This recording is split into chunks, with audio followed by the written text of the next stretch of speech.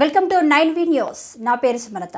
కేంద్ర ప్రభారీ బృందానికి వినతి పత్రం అందజేసిన వైసీపీ ఎంపీపీ కాలువకు గండ్లు పడి 11 నెలల కాలం పూర్తవుతున్నా మొదలు కాని గండ్ల మరమ్మతుల పనులు ఎక్కడున్నా ఉప ముఖ్యమంత్రి పవన్ కళ్యాణ్ అంటున్న ఎంపీపీ మార్కపుడి గాంధీ రహదారుల అభివృద్ధి ఎప్పుడు అని పవన్ కళ్యాణ్ ప్రశ్నించిన ఎంపీపీ పెనుగంచిప్రోలు గ్రామంలో పర్యటిస్తున్న కేంద్ర ప్రభారీ బృందాన్ని పెనుగంచిప్రోలు మండల ఎంపీపీ మార్కపుడి గాంధీ కలిసి గ్రామంలో నెలకొన్న పలు సమస్యలపై వినతి పత్రం అందజేసినట్లు తెలిపారు.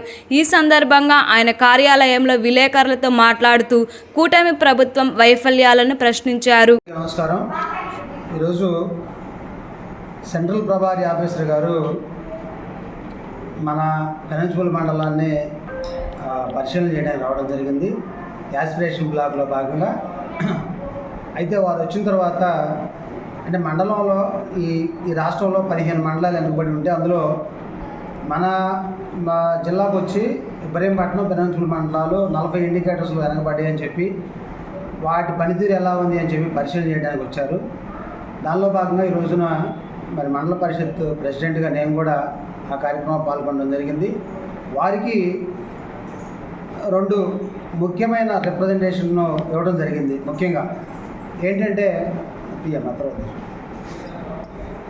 ముఖ్యంగా 4 ఆగస్టు సెప్టెంబర్ నెలలో వర్షాలు వచ్చి తొవ్వ కాలువకి గండ్లు పడ్డాయి.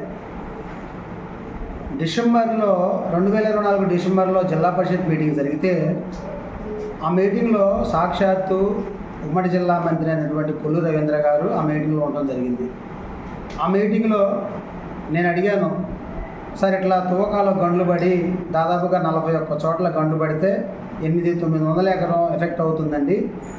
ఇసుక మేటలేసిన పొలాల్లో ఇసుక తీయించమని చెప్పి అడిగితే ఆ రోజున అక్కడ ఉన్న మా ఇరిగేషన్ డిపార్ట్మెంట్ అధికారులను పిలిచి దాని స్టేటస్ అడిగితే వాళ్ళు సార్ ఇదంతా ఎస్టిమేట్ వేసి పంపించడం జరిగింది. 1,60,00,000 మేము గవర్నమెంట్ పంపించాము, శాంక్షన్ వస్తుంది, వెంటనే ఒక నెల రోజుల లోపల పనులు మొదలు పెడతామని చెప్పి 2024 డిసెంబర్లో కొల్లు రవీంద్ర గారి సమక్షంలో చెప్పడం జరిగింది జిల్లా పరిషత్ మీటింగ్లో.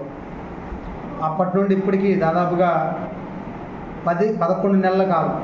అంటే అప్పుడు 2024 వేసిన జూన్లో వేసిన పంట ఖరీఫ్ కానీ రబీ కానీ మళ్ళీ మొన్న ఖరీఫ్ అట్లా 3 పంటలు దాదాపుగా వాషౌట్ అనమాట. అంటే పంటలు వేసే పరిస్థితి లేదు. ఇక దాదాపు 800 ఎకరం.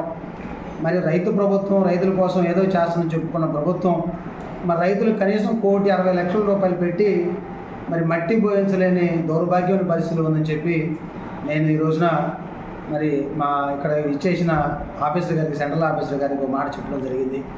అదేవిధంగా మరి ఇక్కడ పిలిగ్రిమ్ ప్లేస్ ఉంది.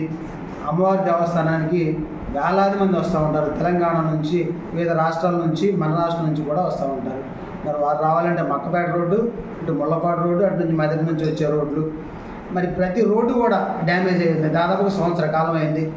మరి మీరు ఈ కూటమి ప్రభుత్వంలో ఉన్న ఉప ముఖ్యమంత్రి పవన్ కళ్యాణ్ గారు ఆ రోజుల్లో మరి ఫోటోలు తీసి సెల్ఫీలు తీసి మరి చూడని రోడ్లు ఎట్లా ఉన్నాయని చెప్పి అన్నారు. మరి ఈ రోజున మరి మీరు ఏం చూస్తున్నారు ముఖ్యమంత్రి ఉప ముఖ్యమంత్రి గారు అని చెప్పి పవన్ కళ్యాణ్ గారిని అడుగుతూ ఉన్నాం. మరి ఏ రోడ్డు చూసినా సాక్షాత్ అమ్మవారు దేవాలయానికి వచ్చే రోడ్లు సుమారుగా 2-3 కోట్ల రూపాయలు పెడితే అన్ని రోడ్లు కంప్లీట్ అయిపోతాయి. కానీ 2 కోట్ల రూపాయలు కూడా బేసిక్ ఇన్ఫ్రాస్ట్రక్చర్, అది కనీస అవసరం అది ప్రజల కోసం. అలాంటి అవసరాలు కూడా తీర్చలేని పరిస్థితుల్లో మరి ప్రభుత్వం ఉంది. ఖచ్చితంగా ఈ 2 విషయాలని మేము మరి సెంట్రల్ ఆఫీసర్ వారి దృష్టికి తీసుకెళ్ళాం. మరి వారు కూడా దీన్ని పరిశీలించి ఖచ్చితంగా సెంట్రల్ గవర్నమెంట్, ఎందుకంటే వారు కూడా బీజేపీ గవర్నమెంట్ కూడా కూటమిలో భాగస్వామి కాబట్టి వారికి కూడా బాధ్యత ఉంటుంది కాబట్టి తప్పకుండా వారి యొక్క అవసరాల మీద దృష్టి పెట్టాలని చెప్పి ఎంపీపీగా నేను డిమాండ్ చేస్తున్నాను. Thank you.